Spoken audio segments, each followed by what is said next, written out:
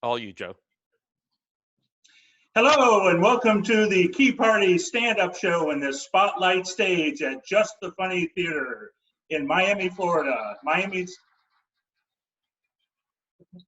home for improv and sketch and stand-up comedy. We normally have the show every 10 p.m. on Fridays, but being good citizens, we are having the theater dark to support social distancing. So we get some audience background noise there. Yes, so we're coming to you virtually live through our home remote locations. It's going to be a little bit weird, but some good things about it. This finally forces my fiance to come to one of my comedy shows. And also it gave me an excuse for the first time this week to put on pants. So, yes. Hi, my name is Joe Nay, or if the computer resolution on your screen is poor, hi, I'm Attorney General William Barr. Okay. This COVID thing has been taxing for all of us. But look on the bright side about COVID-19. Imagine how much more aggressive it would be if it was COVID-21 and it could drink. Yeah. The handshake first came around centuries ago, and it was a way of showing other people that you do not have a weapon in your hand. So it's ironic today that the hand is the weapon. But I guess we'll deal with it the way we can. When life gives you lemons, you know the old saying, you make lemon-scented hand sanitizer because life could have a virus. You might notice this is not a real microphone. I felt weird doing stand-up without a mic, so this is a beer wrapped in aluminum foil. I wonder if all the closed massage parlors are still getting that $1,200 stimulation check. Okay. All right. This downtime has been a good chance to meet our neighbors. I was talking to them quite a bit over the balcony and got to learn a lot about them. So we plan on moving next month. After we're supposed to be washing our hands with soap, but after hearing them all cooped up and quarantined and fighting in there, I think a few of them need to get their mouths washed out with soap.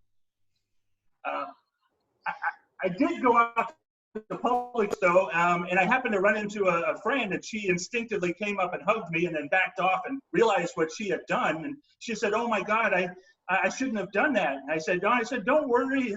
The chances are really, really slim that we both have COVID-19. Yeah. I am flattening the curve by staying home and quarantining. Flattening the curve is not what my body is doing while I'm staying home and quarantining. Yeah, I'm getting bigger. The doctors say it's because your metabolism goes down when you get older. But for me, I don't think that's it. I think it's because I'm getting forgetful. You know, I walk into the kitchen and then I forget what I was there for. So Ann walks by and says, "What are you here for?" And I don't want to admit that I'm senile, you know, so I tell her, "Well, I came in to make a sandwich." So last night I had 6 sandwiches after lunch. My spirit animal is a chicken sandwich. I realized that I needed to go out and start my car to recharge the battery, so I went outside and got the keys out of my pocket, and I always carry these mitts with me. And I must have dropped one on the ground because after I ran the car for about 10 minutes, I came back in and saw on the sidewalk there was one of the mitts. So I bent over to grab it and I said, "What the heck, I'll have one now." I tore it open, put it in my mouth, stood up, and my neighbor was there standing at me. So now I'm known as the neighbor from my building that eats garbage food off the ground. Yet another reason why we are moving next month. We were going to have Rick Urban on here. He's a percussionist with an orchestra. He was going to do rim shots for us, but it turns out he tried to do them on Zoom, teaching a drum class yesterday, and Zoom filters out the drum sounds. Imagine, Rick, that your life and your product is drums, and it's so annoying that Zoom had to spend millions in technology to filter it out from these Zoom videos. I should have saved that for the roast on him, not not on the stand-up, and he's not even here. But there's the rim shot. So I'm going to do 3 groaner jokes that are worthy of rim shots. I have 5 grandchildren. I took them to the playground. When it was time for them to go, I yelled out, I said, "Hey, we need to leave." They said, "Oh, Grandpa, please, just one more." But they were already halfway up the ladder, so I let them slide. My apartment needs a new couch. I figure they cost about $500, but I budgeted $1,000 just so I would have a nice cushion.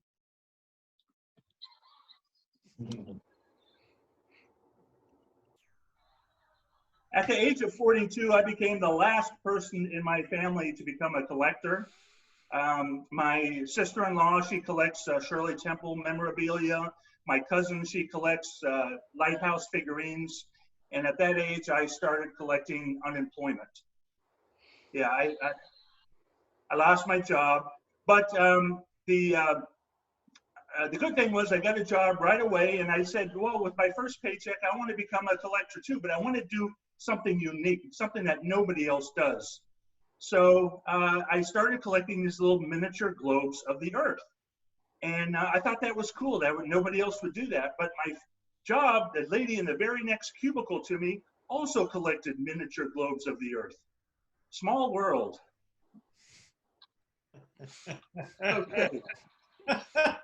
Well, that is my time. I have some wonderful comics coming up, all members of the JTF family. Can't wait to hear them. Please welcome up first. I know he's funny because he's funny at improv, he's funny at roasts, and super funny in sketch and sketch writing. Please welcome Mr. Andrew Peters. Thank you. Thank you. No, stop it. Thank you. You're kind. I appreciate it. Thank you.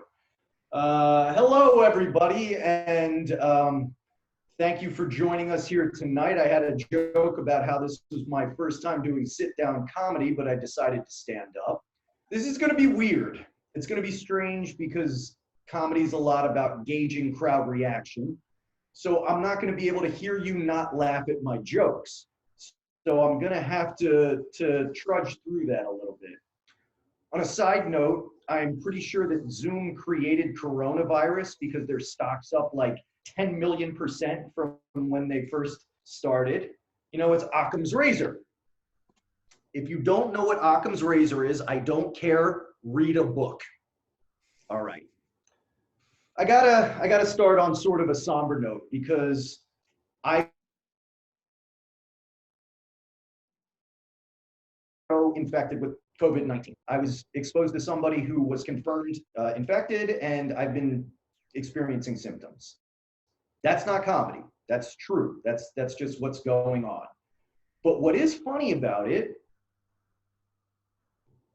is that I've had to reach out to people who I've been in contact with. I've had to make that phone call and tell them, look, I probably have this and you need to be careful. You need to self-monitor. You need to make sure that you're not infected. And people are freaking out. It's crazy, the reaction that I'm getting. It's nuts. In fact, this is worse than the time I had to reach out to a half dozen Craigslist escorts and tell them I tested positive for chlamydia. It's that serious. It's that much worse. People are going crazy. It's bad. It's bad. And I'm lucky. I'm lucky because I have a support system. I have people that are helping me through a really difficult time. Shout out to my brother, Steven. He lives really close to me and he's been a lifesaver. He comes and he drops groceries off. He leaves me things that I need. and I don't know where I'd be without it. The problem is this. I don't want to infect my little brother, so he just leaves the groceries in front of my front door of my apartment. But he doesn't like knock or anything. He doesn't let me know that he's there. So the other day, he delivered toilet paper and flu medication, and he didn't tell me that he left it. So out in front of my door, just sitting there unprotected, is toilet paper and flu medication. We would have been in a better situation if he left 3 bars of gold bullion in front of my door. This is the most valuable stuff anybody's trying to get their hands on. Stephen, if you're listening, knock next time. We don't have to shake hands. Just tell me you're there. Thank you. So it was weird. I had to do like a virtual doctor's appointment in order to talk about some of the symptoms I was showing and get a diagnosis. And that's actually something that I prefer because I'm really not a huge fan of going to the doctor's office. It's like really uncomfortable, and I know that they're doctors and they're mature, but it freaks me out. Like, here's an example. If ever I'm getting a medical procedure or a physical where the doctor is going to have to touch my genitals, I demand a female doctor. Demand. Stop it. I know what you're thinking. Oh, you pervert. You just want a girl touching your balls. No, that's not it. It's the opposite. I'm worried that if a man touches me, I might get aroused. And that's not something that I'm ready to deal with. So I demand female doctors. Clint, turn the damn radio down. I'm doing stand-up. Sorry, my apologies. Where was I? Yeah, so I got issues when it comes to my nether regions, you could say. I'm trying to date, even though this is probably the worst time in human history to try to meet another human being. I've been doing the online dating thing, and what I've found is a problem is that, let's say I'm going through and I like a girl, and I swipe right or whatever it is. If that girl then likes me back, I immediately don't like her anymore because she's showing terrible judgment and just honestly a little bit of desperation. If a girl likes me, I don't really think very highly of her anymore. And that seems to be an impediment to my dating life. It's a shocker that I'm single. I know what you're thinking. Yeah. Here's another problem that I've experienced in the online dating world that is driving me crazy. I've seen a number of profiles that'll have something like, must be 5'10" or taller. Excuse me? I'm sorry. Why is this the last form of body shaming that's acceptable in our society? Like, let's flip the script on that. What if my dating profile said, you must have double D breasts or greater? You must have a body mass index of 15% or lower. Then I'm the bad guy. Then I'm the one who's insensitive. And here's the difference. There's nothing I can do about my height. If I work out 2 times a day, I'm not getting any taller, because trust me, if I could, I would be. I struggle with this. I recently discovered another sort of divide in our community. Reclining your seat on an airplane. I didn't know this existed, but there is a sect of our society who thinks that it's not okay to recline your seat on an airplane because you might be making the person behind you uncomfortable if they're tall. Oh, I'm so sorry if me reclining on the airplane is making you uncomfortable because you're tall. You could be dumb and unattractive, but you're tall, but women still like you. So you know what? I really don't care. That's like if you had a friend who was complaining that his giant penis made it uncomfortable when he walks around. You're not going to be sympathetic to that person. So I'm really not either. Here's just a random thought that I had. Give me a sec.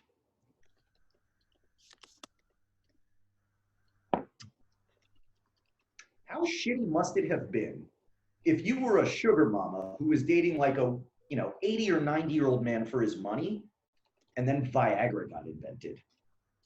Did Just think about that for a second. You were skating. You were scot-free, and then all of a sudden, the guy that you didn't have to deal with having sex with, he's able to perform now. Like I said, just a random thought. I recently took my phone to Best Buy because I thought I was having technical issues when I wasn't getting responses to text messages. There was a night in particular that I reached out to like 12 different people and sent 12 different texts. One a piece. I didn't send 144 texts. I sent one text to 12 people and not a single person responded. Like, what are the odds of that? How is that possible that 12 separate people wouldn't respond? So I thought my phone was broken. I thought that I wasn't receiving text messages anymore. I do think that it needs to be mentioned that all 12 of those texts were unsolicited dick pics to coworkers, but still, I figured I would have gotten at least one response. And I have to say, that definitely made the Best Buy employee incredibly uncomfortable. But still, thought I'd get at least one response. That's it for me. Thank you very much for laughing. If you didn't laugh, then, well, I don't care. But I appreciate the time. Back to you, Mr. Ney. All right, Andrew Peters, everybody. Andrew. Yes. Not sure which square he's in. This is like the Brady Bunch, knowing where everybody's in on the Zoom feed. Thank you very much, Andrew. Next up, I'm very proud to pronounce, we have one of our JTF biggies here for his very first time on the screen. So looking forward to his stand-up. Please, because his roasts are fantastic. Please welcome Rick Munarriz. Thank you, Joe. I think everyone has a superpower, and after 52 years, I finally discovered mine. I can push a shopping cart 10 feet out of the stack of return carts and just get it right in there. So 10 feet out, I can push it out, release it, and it will line perfectly into the carts aisle. You know what I'm talking about? Of course not. You're in Miami, and your idea of returning a shopping cart is to leave it in an empty parking spot next to your car. Because why should anyone else at your precious little Sedanos or Winn-Dixie have to worry about shopping? You'll go home and scream at your kid for not returning his plate to the sink, but look at you with no time to spare to do the right thing the next time you are at a Trader Joe's last week. Hundreds of years from now, when aliens descend on this abandoned planet, they're going to freak out that shopping carts that you left behind at your local Publix is our city's friggin' Stonehenge. This is Miami. Nobody returns carts, phone calls, or compliments. So walk a mile in my shoes, brother. But when you do, can you wear my Fitbit so I can get credits for the steps?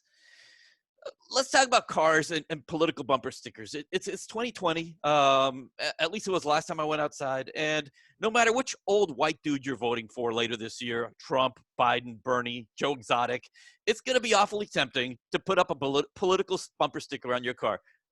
Please don't. It's only shitty cars have political bumper stickers, and that defeats the purpose of the message that you're trying to send. When I see a Trump 2020 bumper sticker on a beat-up 2012 Toyota Corolla with buggy transmission, I just think, how's that working out for you?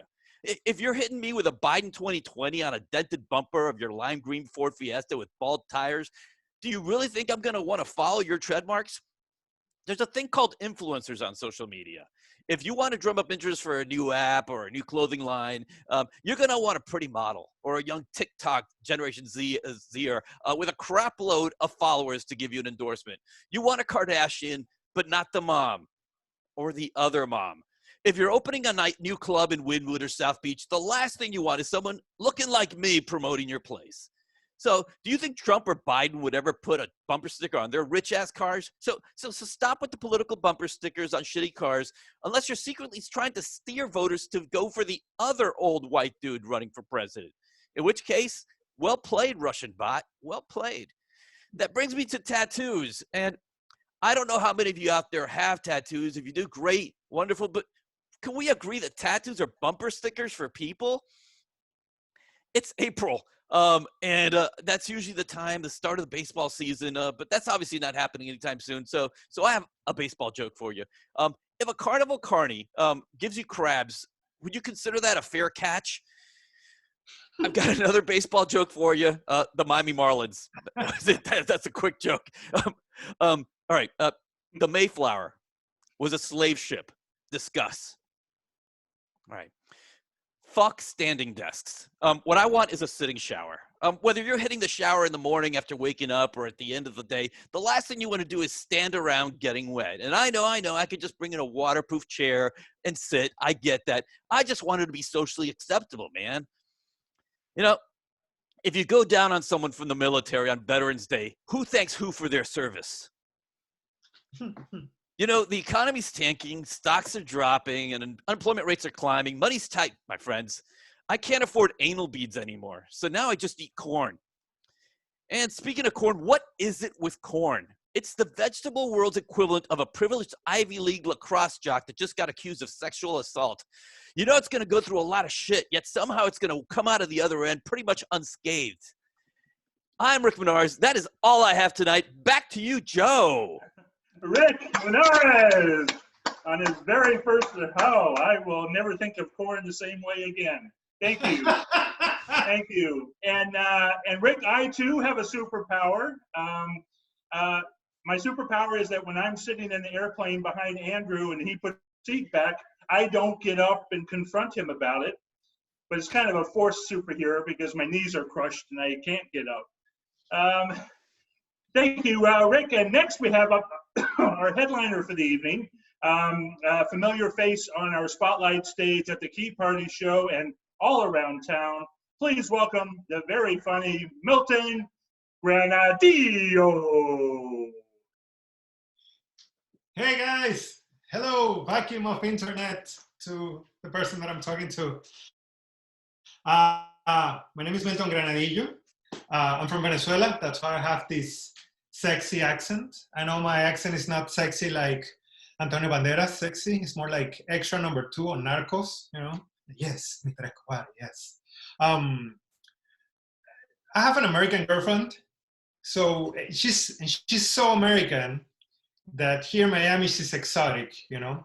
I'm spending quarantine with her and we've been having a blast. But the thing is, I realized that being a Venezuelan, having an American girlfriend, I spent basically 70% of the time explaining that what I'm saying is not racist in my country. And then it's 30% explaining and then realizing that I'm actually quite racist in my country, you know? People are always like, oh, but how do you guys understand each other if you speak Spanish and she speaks English, if you're from Venezuela and she's from America? Look, it's not like in Spanish I understand women anyway. It's just the same, you know. Yes, thank you. I'll hold for applause. Thank you. I've been seeing all these Instagram live and you know, I have this like guilty pleasure because I've seen all these people talking towards the camera and they're always in like this like poorly lit room. And I must admit that secretly, I hope for like a ghost to appear one day, you know?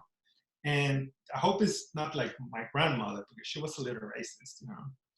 But yeah, I've seen a lot of like very interesting things like comedians, even rappers. And there's a thing about rap that I don't quite understand. Like, what's the deal with that new style of rap where the rapper is singing like he's having like an asthma attack, you know? It's like, hey, man, give me my inhaler. Is there over the table? It's very insane, man. And they always have like a partner that's a guy that has like Tourette's, that all he does is like, boop, boop, boop. So the guy's like, hey, man, help me. Boop. I'm really dying. Boop, boop. I don't get it, man. I don't get it. It's very complicated.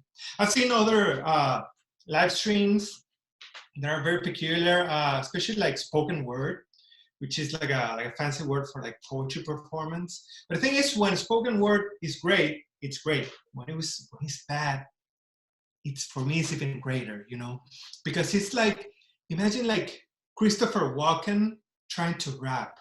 So they're like, I'm here in the internet, interlacing with your brain. Oh, excuse me, is your brain exploding? Yes, that's knowledge. I'm on the edge. It's like, please stop. But also continue, man. This is amazing. It's amazing, yeah. Yeah, but this quarantine is being very peculiar. One of the things that I wasn't expecting is that I got addicted to a thing called White Claw. And it's super lame because White Claw, it sounds badass, but actually it's quite lame because if you don't know what White Claw is, it's basically like very tame alcohol, very mild alcohol with a fruity taste. But it sounds like a hardcore drug, you know? So when I order it, I feel like a metal rocker, you know? I'm like, I want White Claw, no! And then the bartender is like, what taste? And I'm like, maybe ruby grapefruit or maybe passion fruit. I don't know, maybe mango. Surprise me, you know? It's very peculiar. Yeah, I feel like White Claw is the vaping of alcohol.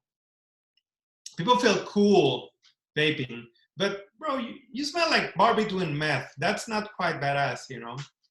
I feel like White Claw is like Zumba, you know? It makes you feel good, but you look dumb. You look dumb when you're doing it, and you're embarrassing your friends, you know? Yeah, that's one thing. I am sorry. I think I hate it a little bit. If you don't know what Zumba is, it's this like new trend of working out where people dance like exaggerated all the time. They're like hyperactive. It's like Zumba. It's like if that like hyperactive, annoying 4-year-old that's always like roaming free in the airports, if that was a workout, that would be Zumba. Yeah, it's nuts. Yeah. Speaking of working out, I've been working, but like working a lot. Like I've seen all these posts of people like, oh, I'm bored. I don't know what to do. I'm so annoyed. I already went through the whole catalog at Netflix. I am actually been working my ass off, especially, and it's been very insane because my employers, like they like lost track of time and lost like, you know, logic and everything. So I've been getting these weird ass emails like at 1 a.m. And they're like, oh, we need this project for tomorrow or maybe Monday. Yeah, I'm going to put in a meeting at 12:40 chicken. It's very complicated, you know. But actually, I can't complain about my job. No, seriously, I can't complain because my visa depends on it. So yeah, I'm going to keep it that. Side note, I have dual nationality. Actually, I'm Venezuelan and Dutch. You know, obviously, by the way that I look and by the way that I talk, you obviously were like, this guy is super Dutch. Where are his clothes? But yeah, I am Dutch, you know. And I had a meeting before all this madness with my immigration lawyer. And he was like, hey, you should be aware because I don't know if you know, but if you get deported, you're not going back to Venezuela. If you get deported, you're going to be sent to the Netherlands. And I'm like, oh no, free education, free healthcare, legalized drugs. How awful, you know? And I stopped him. No, because I don't want to go. I love Miami. There's many factors that I love about this city. First of all, I don't need to speak well English. So for me, that's a super plus because I realize my English has like a couple of glitches, you know. Like when I was a kid, we were 3 very hyperactive kids, you know, like the ones that the Zumba guys, especially around holidays, around vacation time. So my dad invented that resort in English meant silence. So every time we went to a resort, my dad was like, guys, this is a resort, silence. I understand what he did when I was like 22. I can't imagine the amount of times that I was in English class and I was like, guys, resort. Yeah. I'll hold for applause. You know. I'm just, you know, enjoying this resort all around me. It's amazing. It's great, you know. But yeah, Miami has everything, you know. I love it. Like you can have a Cuban cafecito at a 7-Eleven owned by a Colombian in Little Haiti. It's amazing. I love it. Even food-wise. The other day, I saw a tourist and he was like, oh, I want to have Miami food. That's not a thing, bro, because we have everything. We have Cuban food, Colombian food, Venezuelan food, Mediterranean food, Mexican, Italian, Chinese, Japanese, and American, which is all of that, but deep fried. It's amazing. The only thing is it hasn't been like like a smooth trip, you know, here in Miami, because there's a couple of things that I don't understand. For example, the measuring system, you know, like because of all this quarantine, people are like, you know, we're too close. You should be 6 feet away. I think in meters, bro. I don't know. I don't understand that, you know. Even like my height, anywhere in the world, my height is 1.82 meters, and that's it. But here my height is like 4 feet and 3/4 of the penis of King George VIII. I don't get it. The other thing that I don't get about Miami is that I've met some people that they talk about race, and they talk about it in terms of like fractions and percentages, you know? The other day, a friend of mine was like, hey man, you were like this girl, she's 1/4 Indian. I'm like, first of all, John, I think you're 1/2 racist. And also, how am I supposed to picture this girl by giving me like her recipe? It ends up being like an SAT test, you know. It's like, if Lily's 1/8 African American and 1/8 Hispanic, at what point will the cops pull her over? It's weird, man. And I've been in that, like, you know, contact with the racism thing. Once I was at a birthday party, and you know, the mom came and she's like, well, it's time to sing happy birthday to Britney. And I'm like, in unison? And she's like, in English. Wow, slow down, baby, relax, you know. Yeah. One time I was doing a show in West Palm Beach. Mind you, I always consider myself Latino and white. But then I saw some white people dancing in West Palm Beach. And I'm like, oh, yes, I get it now. I'm not white. So I was doing a show, and it went quite decent, you know. And after the show, this lady approaches me. By the way, she's the nicest, you know. She smells like, you know, peach pie and unicorns. And she comes with the sweetest voice, and she's like, oh, so you're Hispanic? I'm like, yes. Oh, my neighbors are also Hispanic. Oh, okay. Yeah, but you know, the good kind. To my face! What the hell, lady? You know? So I tried to, like, you know, I took a breather, you know, I stood my ground, I looked her in the face, and I said, hey, lady, resort. Thank you, guys. That's my time. My name is Milton Granadillo. Milton Granadillo, everybody. Milton Granadillo. I could listen to you rap all night, Milton. I love that stuff. I think Zumba, that word ends with an A that's very feminine, but if you see the people that do Zumba, they're very physical and athletic and sweating. I'm watching with my fiance on Netflix an Australian baking show called Zumbo, where the guys on there are making fondant roses. I think those two words need to switch genders there, I think. Yes. I think that needs to go. Oh, well, that is our show. Thank you so much for coming. This was the Key Party Show. Check us out next Friday at 9 p.m. But also tomorrow night, April 4th, Saturday at 9 p.m., you'll see us live on the Just the Funny Improv Comedy Facebook page. Please join it to get the notifications, where we will be doing our improvised big show. It's a lot of fun.